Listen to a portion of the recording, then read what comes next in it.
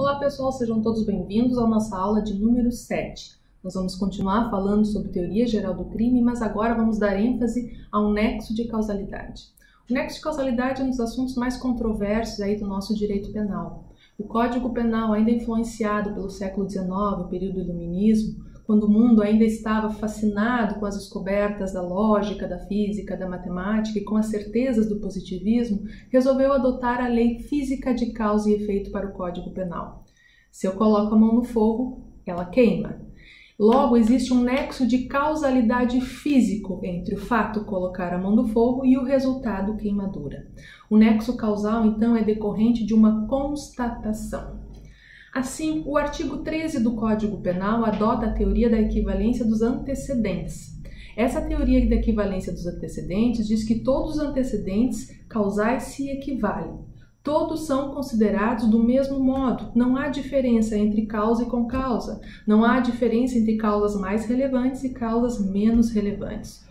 Tudo mesmo que contribuir para qualquer maneira para considerado causa, tudo que contribuiu para o resultado é considerado causa. Aplica-se então o critério de Thirren, um critério da eliminação hipotética, ou seja, se você quer saber se uma conduta faz parte do resultado, basta nós passarmos uma borracha na conduta e ver se faz com que o resultado também desapareça. Então a gente percebe que é uma mera constatação física de causa e efeito. Se passando a borracha na conduta o resultado desaparecer, é que aquela conduta foi causadora do resultado. Um exemplo disso nós podemos trazer o encontro de um homem e uma mulher num dia fatídico e dessa relação desse encontro nasce um filho. Esse filho, 20 anos depois, acaba por vir cometer uma conduta homicida, ele mata alguém. Se nós passarmos uma borracha nesse encontro, do pai e da mãe, essa pessoa não teria nascido. Se não tivesse nascido, não teria crescido. Se não tivesse crescido, não teria matado aquela pessoa. Outro exemplo dessa teoria é em relação à indústria automobilística. Se aquela fábrica não tivesse produzido aquele carro não teria atropelado aquela pessoa naquele dia. A gente começa a perceber que não é uma questão de ser justo ou injusto, é uma questão física simplesmente, uma questão de constatação. E por essa razão, essas leis regressas, elas podem vir até o infinito. Se nós começarmos a dar um passo para trás sobre as razões, nós podemos chegar aí a Gênesis 3, no caso de Adão e Eva. Se Adão não tivesse comido o fruto proibido, não teriam sido expulsos do paraíso. Por adotar então os critérios físicos e não os critérios normativos, aqueles de valoração do direito, nós podemos ver que tudo isso vai levar ao exagero.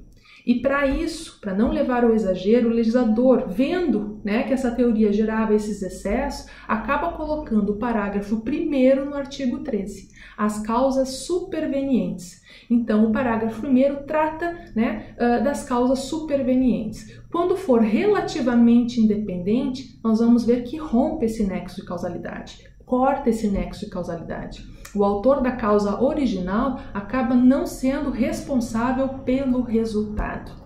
Um exemplo que nós podemos trazer das causas relativamente independentes, que depois nós vamos tratar de cada uma delas, é aquela que só existe porque a conduta anterior foi praticada, mas depois de que ela existiu, ela produziu por si só o resultado. Um exemplo, uma pessoa que acaba levando um tiro no abdômen, certo? Esse tiro no abdômen fez com que ela fosse conduzida ao hospital através de uma ambulância. Só que no caminho, no trajeto dessa ambulância, a ambulância vem a capotar e esse paciente vem a morrer de traumatismo craniano e não do tiro levado. A morte foi pelo trauma.